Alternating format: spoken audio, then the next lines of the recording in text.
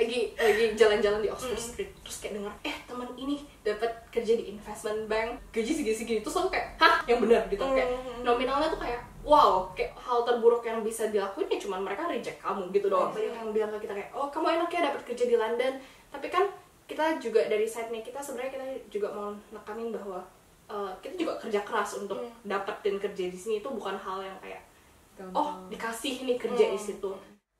Hai semuanya, welcome back to my channel. Hari ini kita punya special guest, my friend Nancy. Okay, maybe you can start by introducing yourself first. Boleh.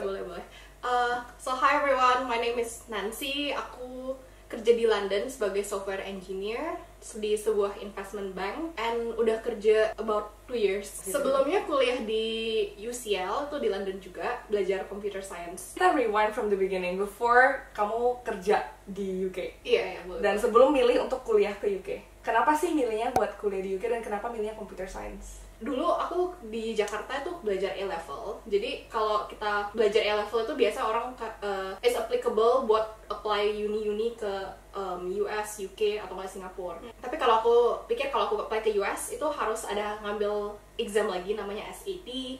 Dan menurut aku itu a completely different curriculum daripada yang aku pelajarin. Iya, terus jadi ngerasa kok jadi nggak kepake dong.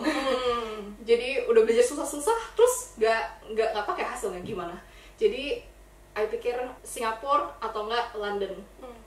Singapura atau enggak UK. Oh, my parents pengen I pergi ke China biar bisa belajar Mandarin. And at that time I sempat mikir, it's not too bad of an option juga sih biar bisa belajar Mandarin. Cuman my teacher waktu itu bilang ke my parents kayak, oh ini anaknya punya potensial untuk kayak ke uni-uni bagus gitu, yang kayak top unis. Jadi kenapa nggak, kalau bisa kenapa nggak dicoba gitu. Jadi and then so I applied to UK universities, and I juga bilang ke my parents kayak kalau misalnya nggak dapet top uni, oke, aku ke Cina gitu. Oke, I see. Jadi terus untungnya ya lumayan dapat di UCL. Terus kenapa computer science? Cause I mean it's just not itu bukan field yang common buat orang Indo. I mean aku nggak mau generalize, cuma maksudnya kayak teman-teman di Indo biasanya kuliah kan bisnis atau nggak ekonomi sendiri. Cuma maksudnya kan computer science kan kayak nggak umum, dan juga apalagi buat perempuan gimana? Ini jadi sejujurnya, kalau boleh jujur, aku juga pengennya waktu itu belajar psychology. Aku interested banget sama kayak human behavior, human being. Tapi ada faktor orang tua aku pengen aku do engineering. Jadi pengen aku do something with like science related engineering. Terus aku pikir-pikir lagi, option aku, dan aku kayak oke, aku lumayan suka maths. Dan aku juga lumayan suka puzzles, which is like kayak logic puzzles, problem solving gitu. Jadi kayak apalagi quiz yang kayak buat logic test itu I demen banget ngeliatin. Kerjain itu kayak kayak penasaran gitu. Jadi pas baca-baca lagi, kayaknya computer science suitable nih. Kayak bisa, kan dia promote-nya as kayak you can use your creativity to kayak solve a problem through coding gitu. Jadi terus kayak I'm like okay, let me try gitu. Gitu aja sih. You had the chance to, misalkan tadinya mau kuliah ke China atau enggak ke Singapura atau enggak ke UK. Nah, obviously kan di antara tiga ini mungkin yang paling mahal itu UK. Maksudnya you know lah kayak how expensive it is here. Gimana sih kayak how did you sort of like break the news to your parents lah gitu istilahnya, kayak in terms of like this is kayak segini loh kayak biayanya apa segala macam gitu. So waktu itu sebenarnya I did my own calculations. Jadi jadi I mulai research gitu, kayak background focus, I'm the oldest child. Jadi I nggak ada cici atau nggak ada siapa gitu yang bisa ditanyain gitu loh. Awalnya juga bingung banget sih karena nggak ada panutan gitu. Terus orang my parents juga kuliahnya di Indonesia kan. So I did my own research. Start kayak simple, biaya kuliah tuh berapa sih? Terus harga university, harga dorm, terus living cost kira-kira. Dan ini ngitung living costnya tuh udah yang kayak I think my kind of living cost yang kalau bisa hemat-hemat lah gitu. I totalin terus saya kayak kira-kira segini, terus mikir-mikir wah ini bisa kuliahin 10 orang gitu atau lebih di Indo. Terus kayak aduh worth it nggak ya, kayak berkali-kali mikir gitu, berkali-kali worth it nggak ya, emangnya bakal lebih bagus gitu, emangnya di kayak tahu di Indonesia juga banyak university yang cukup bagus dan cukup ternama, dan mikir lagi apakah benar-benar rela gitu habisin uang sebanyak ini untuk kuliah di sini gitu. Terus tapi dulu lumayan ambisius dan lumayan kayak pede gitulah, kayak keep on telling myself kayak you know what, I'm actually the best investment that my parents can make gitu. Jadi mikirnya kayak kalau misalnya my parents use this money to buy misalnya tanah, apartemen atau properti, terus I mikir sampai seberapa banyak it can grow gitu kan. Terus I mikir kalau I kerja seumur hidup juga bisa nutup. Mikirnya kayak gak apa-apa kan I bakal kerja seumur hidup, masa udah kerja seumur hidup nggak nutup gitu. Terus tapi bukannya mau kerja seumur hidup juga lah. Mau kerja seumur hidup dulu untuk meyakinkan diri sendiri kayak look bachelor undergraduate itu apa ya kalau Indonya S1. Sebenarnya Indo lancar banget, sudah lama di sini lupa gitu. Kayak S1. S1 kan cuman maksudnya kan kuliah sekali gitu. Terus akhirnya kan degree itu stick sama kita untuk selamanya. Anggap aja investment lah. Jadi kalau parents I berani invest a lot on me, both beneficial for myself karena I hold myself accountable and responsible for the money that I'm spending gitu. I see. Jadi supaya bisa deliver more return. In a way mindsetnya kayak nggak apa-apa sekarang pinjem dulu lah gitu. Terus parents saya juga nggak pernah mau pikirin tentang uangnya, tapi naturally I kepikiran oh ya ini kerja keras mereka ya buat kirim ke sini gitu. And I think ada similarity juga karena orang tua aku juga gitu. Kayak maksudnya I always say kayak anak-anak yang kuliah luar negeri itu nggak necessarily semua orang tuanya kaya raya, enggak gitu. Maksudnya ada juga orang tua yang kayak melihat itu sebagai this is me investing, but I'm investing on my child gitu istilahnya. Dan apa yang kayak tadi kita bilang, kita mikir banget kalau mau spend money, karena istilahnya kita tuh berdua sama-sama aslinya dari kaca api. Dan kita tuh kayak mikir, kita berkonklusi kayak ini mentalitas orang bagian mungkin ya. Kayak itu orang tua kita ngomongnya sama, kirim aja dulu anaknya, kirim aja dulu. Terus kalau kasusnya kira-kira tahu lah, nggak tahu exactly financialnya my parents, jadi juga kadang worry dikit, ada worry gitu kayak aduh ini bisa nggak ya. Tapi parentsnya selalu suka bilang kayak udah kamu sekolah aja, soal finance itu kayak soal keuangan itu responsibility-nya parents gitu ya. Terus kayak gitu deh. It's kind of funny but it's true gitu. Terus oh my god, setuju banget like what you said yang kayak dulu when I came here I thought semua orang yang di sini itu literally uangnya nggak berseri. Daun dari daun. Begini loh yang kayak wah. Terus I mikir I tipe orang yang maksudnya I think we're quite fortunate, kita lumayan fortunate, kita lumayan comfortable kayak bisa sekolah di sini gitu kan. Cuman definitely bukan orang yang begini, bukan yang bisa pakai uang dengan bisa pergi klub buka table berapa ribu gitu. Ups.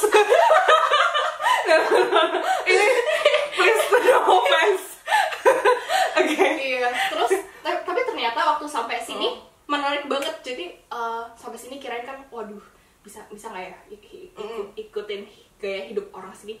Ternyata waktu sampai uni ya, teman-teman dari Malaysia, dari Singapura itu equally frugal. Bukan frugal gitu, cuman kayak bener-bener orang yang mikir untuk pakai uang. Dan waktu di Jakarta sejujurnya banyak yang aku kenal memang mereka very very very fortunate. Dan I understand mungkin karena mereka dari kecil udah kayak semuanya berkelimpahan. Jadi I nggak pernah blame on them bahwa mereka, not everyone has that sense of ini uang dan ini berharga gitu. I see.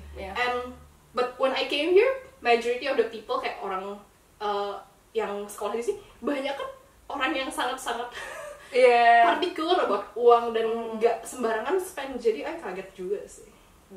That's the other part of it. Karena kayaknya banyak yang mikir kayak oh ya berarti harus kayak crazy rich Asian to be able to study abroad, padahal sebenarnya enggak gitu. Yeah. She even did her own calculation.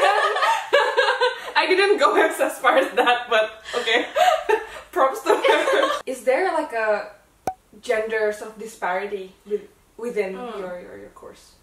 Definitely iya sih, kayak di mana-mana in general as far as I know itu girls in computer science or engineering field itu dikit banget. Dan waktu itu for my case it's about 80-20. 80% of my course mate itu cowok, 20%-nya cewek. Dan waktu itu pertama kali kita lihat, dikit banget gitu kan. Yeah. Tapi ternyata waktu university itu bangga banget karena menurut mereka ini cukup besar gitu. Yeah, I see. Wah, ini banyak loh sebenarnya daripada tahun-tahun sebelumnya. Jadi definitely ada gender disparity, and before coming here gitu, I nggak pernah pikir bahwa ini adalah isu yang gimana-gimana. Menurut aku kayak nggak ada rasa sense bahwa ini a big issue. Tapi waktu aku nyampe di sini tuh kayak ternyata orang-orang peduli banget untuk orang-orang di sini tuh peduli banget gimana caranya ya biar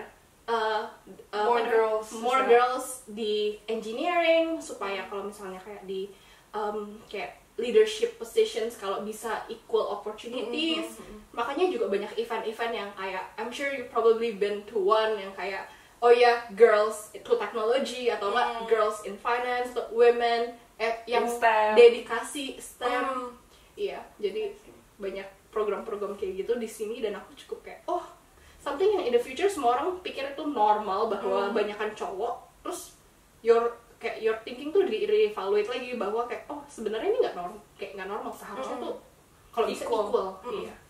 Karena sebenarnya mungkin pesannya kalau kalian nontonnya dan kalian cewek dan kalian pengen go into engineering, it's not a problem. It's not a problem. Iya, benar banget sih. It's not a problem. Okay. Dan kayaknya kepikirannya soalnya aku tuh 3 bersaudara cewek semua. Oke. Jadi mungkin itu ada kayak dari kecil aku juga nggak pernah di-raise bahwa perempuan itu lebih less daripada laki-laki. Jadi parents aku juga nge-raise-nya maksudnya kalau sama-sama manusia, sama-sama makan nasi, itu favorite. Kalau manusia sama-sama makan nasi, bisa lah. Iya, that's true. Jadi maksudnya buat teman-teman nonton, don't be discouraged kalau misalkan ngelihat mau masuk engineering terus kayak classmate-nya tuh cowok semua, ya nggak apa-apa. Kayak justru we need more people like you. Iya.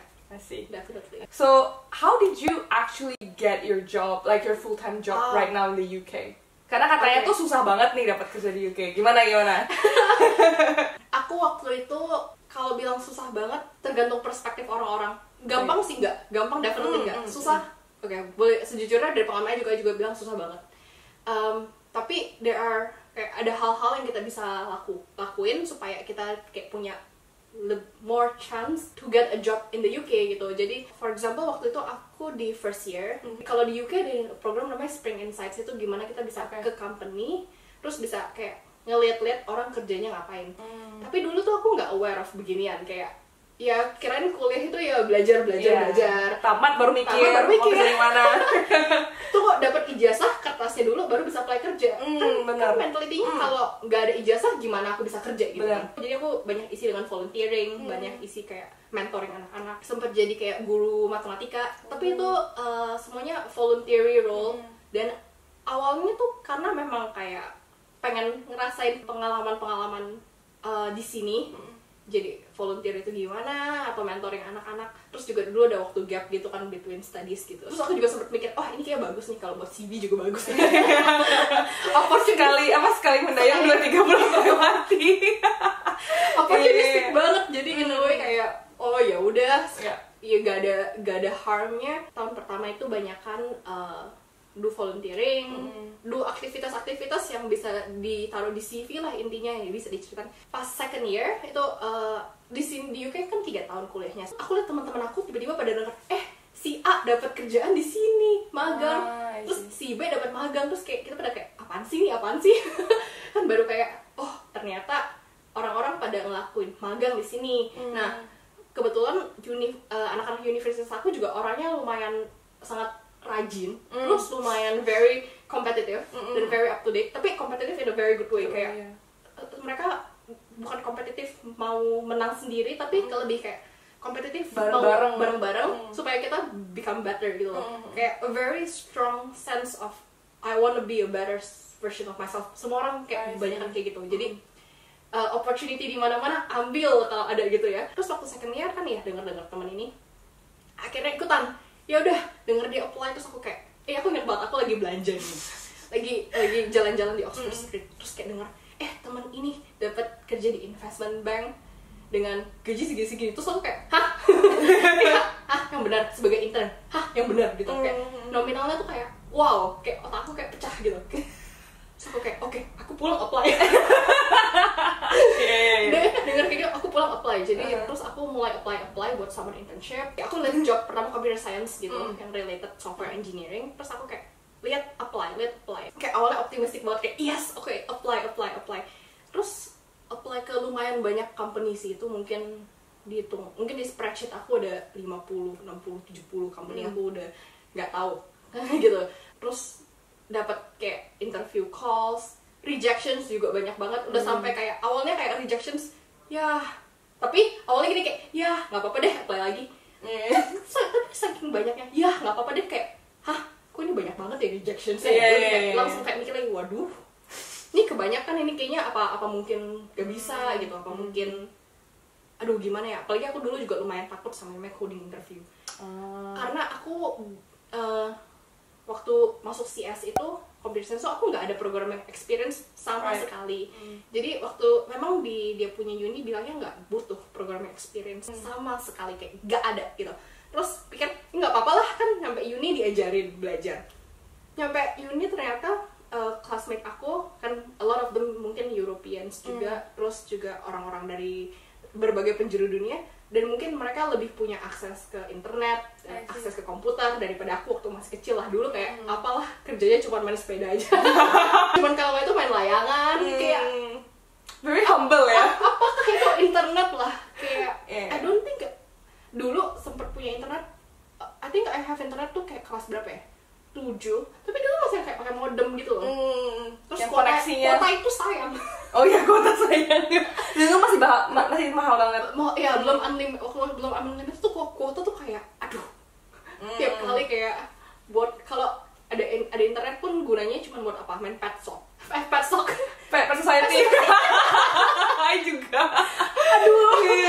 Kayaknya iya. Terus pas begitu datang ternyata mereka kayak aku dari umur 10 tahun ya. Aku dari umur 10 tahun udah programming. Terus kita terus kayak banyak juga sih yang enggak. Cuman I would say waktu itu mungkin 50-50. 50% orang itu ada programming experience, dan 50% tuh nggak ada. Terus tapi begitu nyampe sini yang beda banget itu waktu di high school tuh kan guru kalau ngajarin itu kayak kasih contoh A plus B equals to C. Terus kasih contoh gimana caranya misalnya ngerjain diferensial atau differentiation sama integration, misalnya matematika gitu ya. Pas begitu di sini kayak enggak, aku struggle-nya karena mereka enggak gitu ngajarin gitu. Mereka kasih kayak oke, ini A, ini B, ini C. Oke. Terus kayak ya nggak pernah dikasih contoh kayak A plus B equal to C gitu. Harus figure out yourself. Iya, kayak nyari sendiri.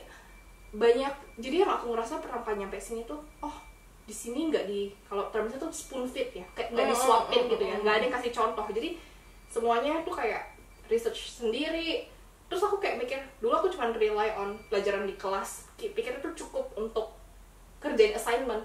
Ternyata enggak. Jadi banyak kan aku belajar sendiri pas kerjain assignmentnya karena nggak tahu cara ngerjainnya. I see. Terus beda sama yang kalau misalnya mereka udah pernah programming. Jadi mereka lebih, walaupun mereka banyak yang bilang course itu cukup sulit ya, jadi mereka struggling, tapi mereka tuh udah familiar sama basic, udah ada head start A, B, C. Kalau aku masih belajar kok, ini A, ini B gitu. I see. Nah terus gimana, itu tadi kan cerita tentang coding interview. Terus gimana? Terus coding interview ya aku takut banget sih. Kalau aku paling takut kalau ada coding interview karena aku ngerasa aduh belum cukup nih preparationnya, belum enough nih. Terus selalu kalau mau pergi coding interview kan mikirnya kayak ngerjain soal kalau ujian loh, bisa atau nggak bisa gitu kan ya. Jadi kalau aku keluar, aduh tadi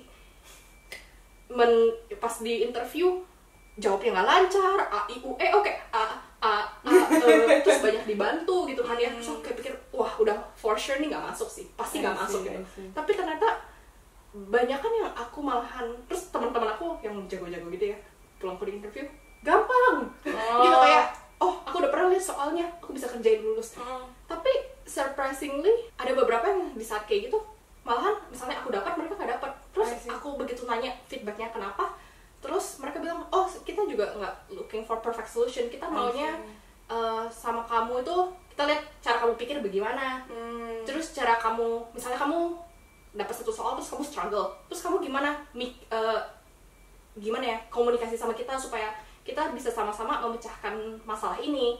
Meanwhile kalau misalnya kamu yang udah pernah lihat soalnya, terus kayak biasa orang kira-kira tahu lah kayaknya ini kok mulus banget gitu ya, kayak udah pernah lihat jawabannya sebelumnya, jadi kurang interaksi. Terus aku kayak oh iya oke. Jadi iya, jadi itu lumayan susah, tapi akhirnya waktu itu udah sampai apply ke semua apapun, aku udah kayak ke job apapun aku mau lah, yang penting aku mau coba pengalaman kerja sini. Akhirnya tapi waktu itu aku dapat dan sebenarnya waktu itu assessment center aku yang ketiga sih waktu itu. Jadi tapi aku tahu banyak yang coba, banyak yang sampai 10, 11 dan itu normal banget, dan aku waktu itu cukup beruntung. Waktu aku dapet 3 tuh aku kayak akhirnya udah kayak beban semua, stres untuk tiap hari kan ada harus balance between kerjaan sekolah sama apply kerja. Tapi waktu itu aku mikirnya gini, kalau aku nggak stres sekarang, aku akan stres tahun depan waktu aku final year untuk cari kerja. Kalau mau stay di sini ya might as well stresnya sekarang.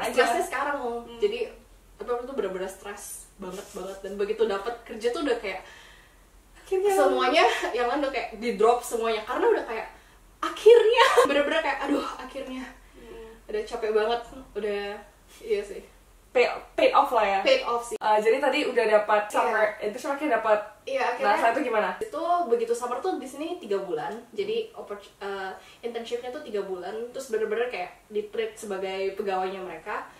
Abis 3 bulan tuh di assess. Jadi kira-kira gimana bakal dapat return offer atau enggak. Ada yang aku sempat worry dikit karena aku kan international students, jadi mereka harus sponsor visa nih. Terus itu tuh cukup bikin takut sih, soalnya kan untuk sponsor visa berarti bayar lebih untuk bayar aku kerja sama mereka.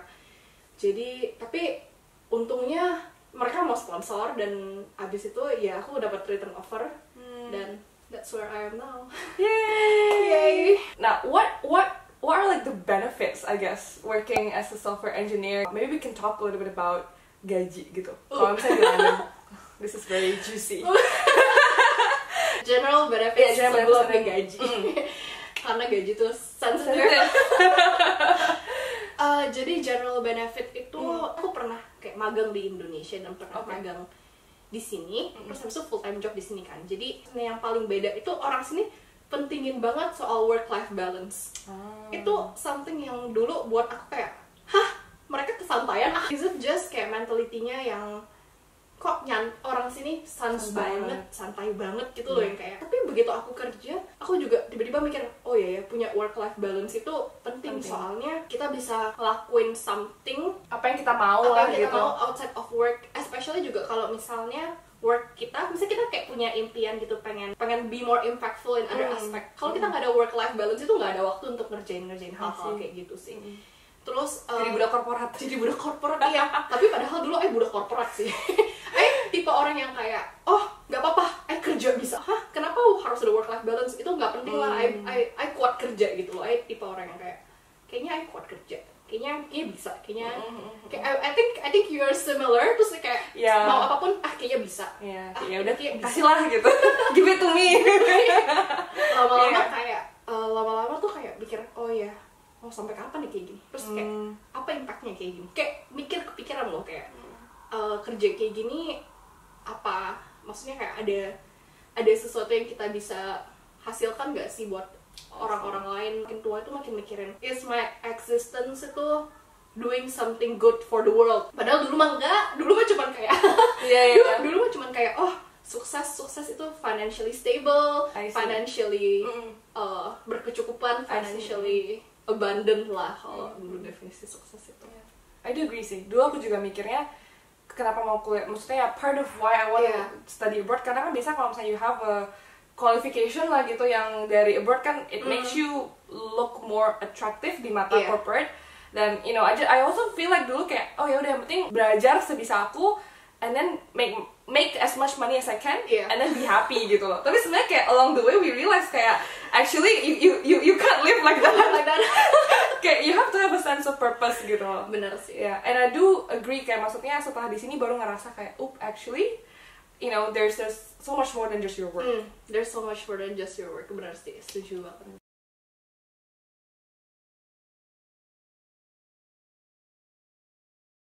Kalau range software engineer di sini itu, wah range-nya cukup lebar.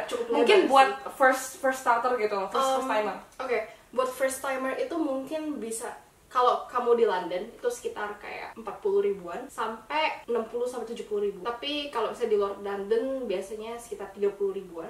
Besar ya.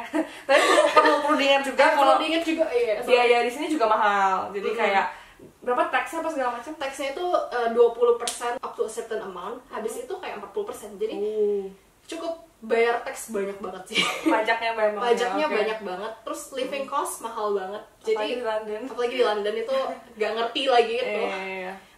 Jadi sebenarnya kalau dibilang gede banget, ya enggak. Karena banyak habis di hal-hal yang lain. Rumah, apa rent di London. Gak ngerti lagi gitu loh. Mungkin ada any last words for fellow students gitu, mungkin either yang mau ke UK itu masih ragu atau ragu mau ngambil computer science apa enggak, atau mungkin yang lagi proses nih mau kerja di sini, mungkin ada kayak just a quick few words. I think kalau misalnya kayak buat students gitu, yang paling penting itu tahu gitu kayak opportunity yang ada tuh apa aja. Banyak kan orang kayak aku sendiri juga ya, jadi kayak mikirnya semua orang kan jalurnya kayak begitu, jadi lulus habis itu dapat ijazah baru cari kerja. Tapi sebenarnya kan banyak jalur-jalur lain yang orang nggak explore dan mungkin bukan sesuatu yang yang biasa. Common, bukan sesuatu yang biasa. Jadi kalau kita tahu ada opportunities apa aja kayak di sekitar kita, mungkin di Jakarta juga ada yang buat tempat buat magang, tempat buat part time experience di startup gitu. Itu sih bagus banget untuk kayak students itu untuk coba gitu. Abis itu ya modal nekat lah. Kalau misalnya kamu lihat job specification gitu kan, terus kamu kayak oh tapi aku nggak ada ini. Kalau aku bilang apply aja sih, nggak ada salahnya untuk coba. Dan kalau misalnya hal terburuk yang bisa dilakuin ya cuman mereka reject kamu gitu doang. Kayak nggak ada salahnya untuk apply. Tapi banyak kan orang tuh kayak udah langsung nggak mau apply duluan karena mereka takut. Tapi ya menurut aku pede aja sih. Kadang tuh banyak orang yang kayak mikir terlalu banyak gitu kayak aduh nanti cuma kayak kadang I don't know, mungkin dari experience kita ya udah kayak lakukan aja gitu. Mungkin nggak ada harmnya sama sekali. Cuman kadang jujur aja males aja sih kadang. Iyalah, maksudnya apply-nya 60-70 company. Ya banyak orang yang kayak iya apply 1, ya aku kemarin udah apply tapi nggak dapet. Terus tanya apply berapa, ya 1. Terus kita kayak yang bilang ke kita kayak oh kamu enak ya dapat kerja di London. Tapi kan kita juga dari side-nya kita sebenarnya kita juga mau nekanin bahwa kita juga kerja keras untuk dapetin kerja di sini. Itu bukan hal yang kayak dikasih nih kerja di situ. Dan kalau menurut aku nggak ada salahnya untuk jujur bahwa aku orang yang kerja keras gitu. Banyak orang yang kayak oh enggak, I just got it because I'm good gitu. I'm genius. Cuman aku kayak disayangkan aja karena menurut aku selalu dididik bahwa kerja keras itu lebih menghasilkan daripada talenta. Jadi walaupun journey-nya take-nya mungkin yang orang kalau punya talent dan orang yang pintar banget itu mungkin mereka lebih cepat nyampe sana. Tapi kalau kamu bisa kerja keras, kadang butuh keberuntungan juga sih. Dan kamu bisa kerja keras dan mau bekerja keras, pasti bisa nyampe sana gitu. Sip. Oke deh, thank you very much Nancy. Hey guys, sorry the other camera mati, jadi kita mesti bikin closingnya di sini. Jadi thank you so much for watching. Thank you juga buat Nancy udah mau di feature di video ini. Thank you juga udah feature. Terus kalau misalnya ada pertanyaan lagi dari teman-teman, either it's about computer science or working as a software engineer or things like that, just leave it in the comment and I will bother untuk ngejawabin. Jangan lupa klik apa? Biasa gimana sih? Like, subscribe. Like, comment, subscribe. Yeah. Alright, thanks guys. Thank you. Bye-bye.